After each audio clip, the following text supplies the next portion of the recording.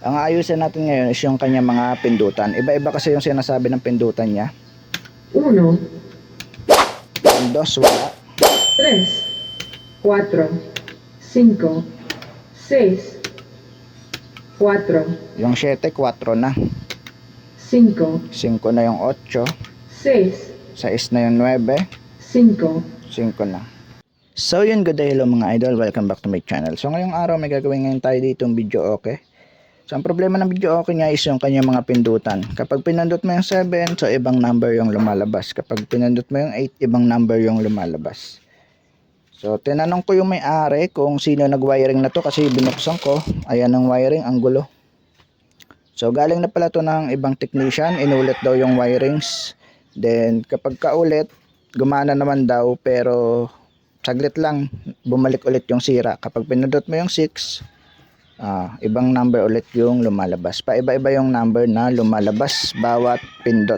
So ganun ang sira niya dati nung pina-repair niya. Tapos naayos naman daw, then bumalik ulit. Ganun ulit yung sira. Iba-ibang number yung lumalabas. So upon troubleshooting mga idol, yung nagka-problema dito sa video okay na to is yung kanyang board. So bakit nga ba nagka-problema yung board? So mataas yung supply na nailagay. Nasa 9 volts yung sinukatan ko ito. Nakarekta na to sa 20 volts, may adapter lang 10. Yung adapter na yon is 9 volts yung nilalabas. So tas papunta na siya dito sa board. So trinay ko rin siya sa 3 volts kasi baka pagka 3 volts baka kasi mag-normal yung mga pindutan. So wala na, hindi siya gumagana kapag 3 volts yung supply mo. So kapag 9 volts yung supply mo, gagana yung board. Pero mali-mali yung number na binibigay niya. So buksan natin yung video okay, papakita ko yung trouble sa inyo.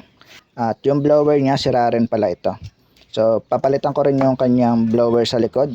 So mamaya ko na yung papalitan kasi ang ipapakita ko lang ngayon is yung mga pindutan kung paano ayusin. So naka-on na yung ating video okay. Wait na lang natin siya mag-loading. So cut ko muna yung video. Inon ko na yung video okay natin at nakapag-loading na rin yung player. So yung naririnig yung ugong or humming, nasa ground lang yan kasi tag-ulan ngayon, basa yung sahig or lupa. So malakas yung ground. So ibabaon nyo dyan yung ground rod ng video okay para mawala yung humming kapag ganitong panahon. So kapag hindi nawala, syempre sa amplifier na yung problema. So ito ay nawawala naman kapag nakabaon yung pako. May pako kasi ito sa likod. So ito, yung wire na yan, ground yan ng video okay. Babaon nyo lang to sa, yan o. Kung mapapansin nyo, pag hinawakan ko yung pako, bumabago rin yung humming. Ibig sabihin, proper grounding wala. So kapag hindi nawala, so sa amplifier yung problema. So pero ito, na-testing ko na to sa lupa. Nawawala naman yung humming. So siguro kaya to nilagyan ng ground. So yun nga, yung may problema dito is yung kanyang board. Papalitan natin yan mamaya. Ito yung pamalit natin. So tuturo ko rin yung diagram yan mamaya. Then paano ko ba nalaman na board yung may problema? So chinek ko isa-isa yung switch. Okay naman, may continuity naman, nagbabuzzer naman siya sa tester. Chinek ko yung board mismo. Ginamper ko tong wire na to sa mismong mga pin ng board dito sa mismong wire. So kunin natin yung luma nating board, ay yung bagong board. Ito yung bagong board natin. So dito natin ginamper mismo sa ilalim, no, yung wire na to. Pagka jumper natin, so iba-iba rin yung number dito sa ilalim ng board.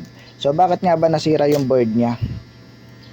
Nasira yan dahil yung supply siguro hindi ko kasi sure kung hanggang ilan yung maximum ng board. Kasi pero ang required voltage dito is yung battery lang, no, na 3 volts. So siguro 5 volts kaya pa. Pero ito kasi ang supply dito ay 9 volts. Kaya kahit supplyan ko siya ng 3 volts ngayon, ayaw niya nang gumana. Pero sa 9 volts gumagana siya, kaya lang mali-mali yung dinedikta niyang number. So ito yung supply niya, no. Ayaw pumasok ng tester eh. Makapal yung ating test probe. Ayan, 9 volts yung supply ng ating power supply. So ida-drop natin yan ng 3 volts mamaya para hindi masira basta-basta itong board natin. Kailangan nasa 3 volts lang. So papalitan natin yan ng board ito. So ito na mga idol, natanggal na natin lahat ng wires. So tatabi muna natin yan dito. So ang technique dito, para hindi kayo malito, unahin nyo lahat ng nasa up. Ito unahin natin, no? Up. So ito ang gagawin kong up, yung nandito. So ito yung down natin. Then dito muna tayo sa 1, 2, 3, 7. So itong 1, itong up natin, 'di ba? 1, 2, 3. Iko-connect niyo yan papunta sa board sa 7, number 7. Yung nasa taas na number, ha. So saan ba ang board natin? Ito. Ito ang board natin. So ito yung 7. Yan, ito yung 8 eh. Ayan yung 8, ito yung 7, yung sumunod dito. So bilangin nyo na lang, 1, 2, 3, 4, 5, 6, 7. Yung pang 7 na wire, ayan yun. Then yung number 1, syempre yung nasa unahan na wire, ito. Yung may number 1. So wag nyo sundin yung number sa likod, iba yung number sa likod. So may 17 dyan sa likod. So number 1 yun, ito. Ito number 1. Itong wire na to. Kukonect nyo yan sa 4, 5, 6. Bottom 4, 5, 6. So ito yung 4, 5, 6 natin. 4, 5, then 6. Pag i-connect nyo yan sa pin number 1.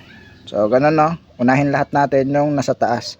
Then kapag tapos na tayo lahat dito, so dito naman tayo sa down para hindi kayo malito. So ito yung down natin, yung mga yung mga nandito.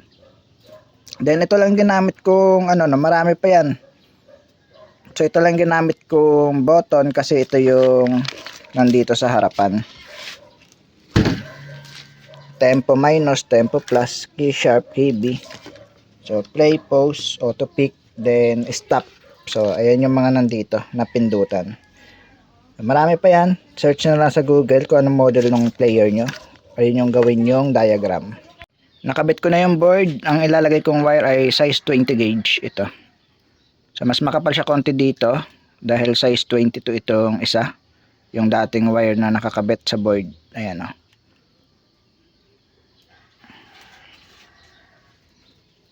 Size 20. Mas maganda. Yan, tapos na natin lahat wiringan yung nasa taas. Kung mapapansin nyo, lahat lang na nasa taas, ito lang inuna natin. Yung lahat na nasa up. Ayan. Yung mga nandito, wala pa. So, bali ito, baka hindi nyo mapansin, no, sa mga nanood. 222, so meron pan dito ito, no, 222, magkakasama yan. Key sharp, key B, tempo minus, tama, hanggang tempo minus lang, yung tempo plus 3 na yon. Tapos 9, ito pala, 9, 8 at saka 7, yan. K plus, K minus, kung mapapansin nyo, naka-jumper doon. Then 9, 8, 7, 9, 8, 7, then papunta siya sa tempo minus. Kasi yung tempo minus is number 2 rin, pin number 2 rin. Yan. Then itong wire na to, tempo minus yung pinakadulo natin, then papunta na siya sa number 2. Yan, pangalawa siya dito. Yan, pangalawa siya. Ito yung wire niya. So pangalawa, no, number 2. Then yung number 6 wala dito. So may lockdown tayo isang wire dito. Yan, no, walang connection. So pwede nyo na itong putulin. O wag nyo lang isagad kasi baka magamit nyo pa. So putulin ko lang to hanggang dito. Then hindi ko lang isasagad. So dito na tayo sa down. Switch ng down 11 kasi hinati lang to sa gitna mga idol. Hanggang 7, then 8 to 16 naman is yung sa down natin. So 11 yung bottom 1. So hanapin nyo lang lahat ng 11. Bottom 1, bottom 7. So ayun yung magkakasama. So ito auto pick tapos tempo plus. Ayun na yung mga 11. So magkakasama yun. So anahin nyo lang kung sinong mauunang daanan. Kunwari Dito tayo sa 11, no? Bottom 1. So nasa pinakadulo yung 1 eh. So 7 nandito. So tempo minus, tempo plus, tapos auto pick. Ang auto pick natin ay ito. Then yung tempo minus natin, tempo plus ay nandito. So pinakaunang dadaanan niya is ito, tempo auto pick, then papuntang tempo plus, tapos papuntang bottom 1, then papuntang number 4. So yan lang. Then wala na. So diretso na siya ng number 11 dito. Ito na mga idol, tapos na natin. Ipipix na lang natin, no? Kasi lalagyan na lang natin cable tie itong maluluwag para malinis tignan. Tapos ito yung sa battery niya. Ayan. Red sa positive, black sa negative. Pero hindi na battery ilalagay ko. Ito rin ilalagay ko, pero kailangan natin ibaba yung supply ng 3 volts. So hindi ko kasi tested ko kapag 9 volts ko masisira siya, no? Pero sa tingin ko ayun yung dahilan kaya nasisira yung board. Na 9 volts yung supply niya. Masyadong mataas, so kailangan nasa 3 lang. So sa 5 volts siguro baka pwede pa. Pero hindi pa kasi ako nakatry din sa 5 volts. So 3 volts talaga nilalagay kong supply dito.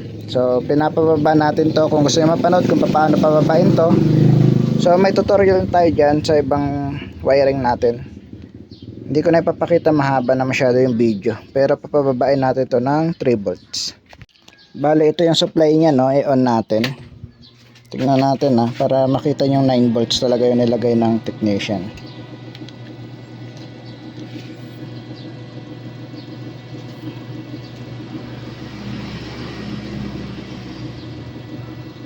So yan, 9.9. So almost 10 volts na rin. 9.9. So kailangan 3 volts. So ito na mga idol, ito pa rin yung gamit nating supply niya. Naka-connect pa rin sa outlet. So kapag nakapatay, syempre wala tayong supply dito. Ayan, walang supply. 0, 0. Buksan natin yung video, okay. Kailangan may 3 volts na dyan. So 9 volts siya kanina. So tingnan natin siya ngayon kung ilang volts na. Yan, mayroon na siyang 3.4 volts. So pag naka-on yung video, okay. So gagana lang yung supply na to kapag in-on mo yung mismong switch sa likod. So try natin kung normal na ba yung pindutan. So wait lang natin pala, naglo-loading pa, kaka-on lang ng video, okay. 1, Yan, rinig nyo na 1. 2, So gumana na rin yung 2, kanina nagloloko. 3, 4, 5, 6, 7, Yung 7 kanina 4 eh. 7, 7, 8, 9, 0. Yan, okay na yung video, okay. Laksan ko para marinig nyo. Laksan natin konti. 1, 2, 3, 4, 5, 6, 7, 8, 9, 0. Try natin. 2, 3, 4, Play natin. Kung magpe-play ba. Ay, malaat ang sound. 2, 3. So yan.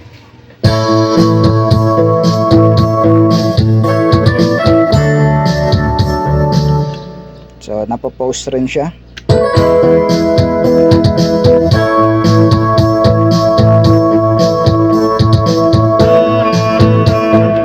Try natin i-stop. Okay, good. Gumagana naman lahat. 3, 4, 5. Play ulit tayo ng isang kanta pa. Okay, nag-play naman.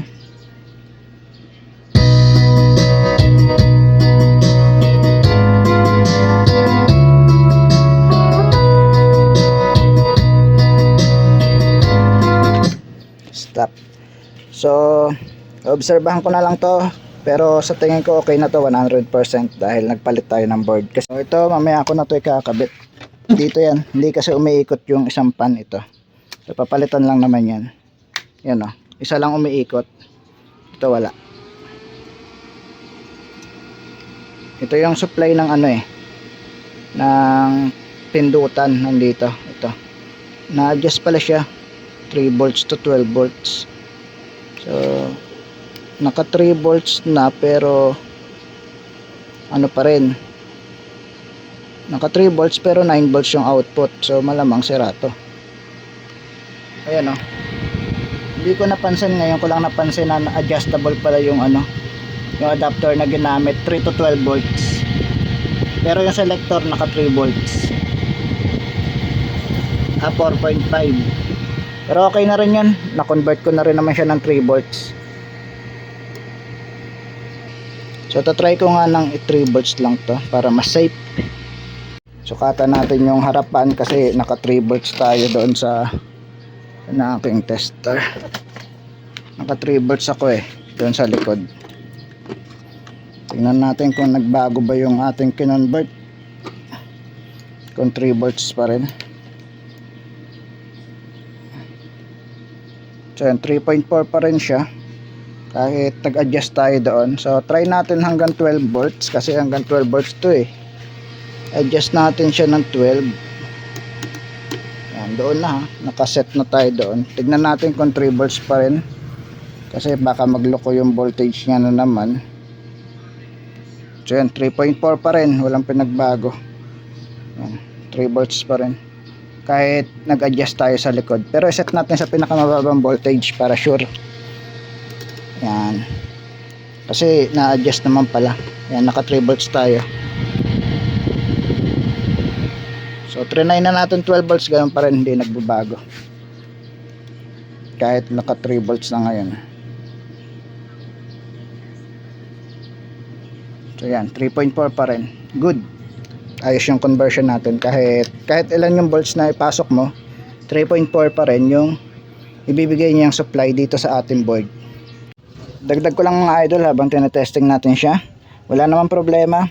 Kaso, yung play pala mga idol ay para lang sa play. So, babaguhin natin yung play button. Gagawin natin siyang reserve. 315 ang connection. So, ang 3 dito, pwede natin siya i-connect sa 0. Tapos sa key sharp, pwede natin i-connect doon. Kasi, yung reserve na yan mga idol, pwede rin yan gamitin pang play kahit unang kanta pa lang. Kunyari, wala pang kanta. Nag-select ka ng song, pwede mo na siyang i-play gamit yung reserve. Yung unang kanta kasi magiging play itong reserve. Then yung pangalawang kanta, syempre i-reserve niya na. Pangatlong kanta i-reserve niya na. So ito kasi pag play button yung ginamit natin, so 1 at 14. Unang kanta, syempre magpe-play. So kapag magre-reserve ka na, kunyari nag-select ka na ulit ng kanta, 1, 2, 3. Pag pinindot mo yung play, hindi na siya nagre-reserve. Patapusin mo yung kanta bago mo ulit mapipindot yung play. So, ito dapat ang connection pala.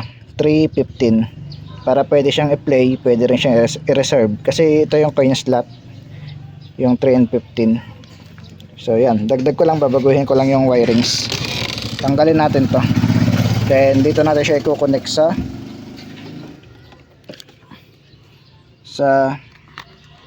3 and 15. So, yun lang. Pero hindi ko na ipapakita.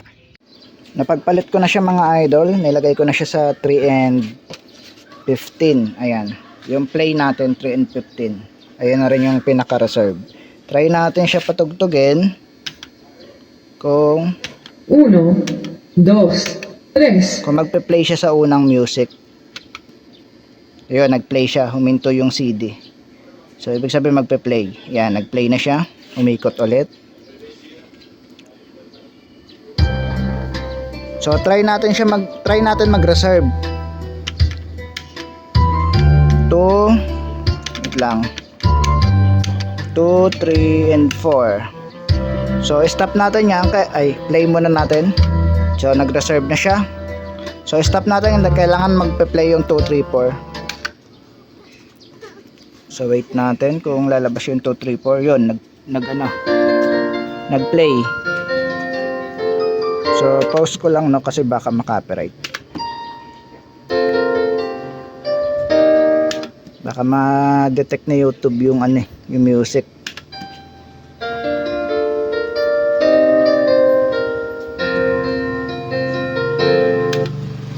So at least nakita na natin na nag-reserve siya. Nag-reserve siya, hindi siya kagaya kanina na isang beses lang magpe-play.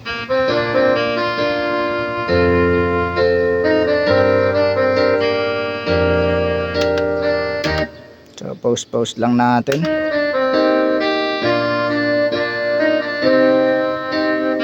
So try pa natin no, yung 7 kasi ito yung nagiging 4 dati eh. So hindi pala siya nagpipindot kapag naka-pause. So yun, 7 play. So stop natin. Kailangan maglabas yung 7 diyan. Ayun, lumabas. Ibig sabihin, naka-reserve yung 7. Kaya hintayin natin mag-play. Ayan. So okay na to mga idol. Kung bago ka lang sa aking channel, huwag kalimutan mag-like, share, and subscribe at pindutin ang notification bell para lagi kang updated sa aking mga new videos.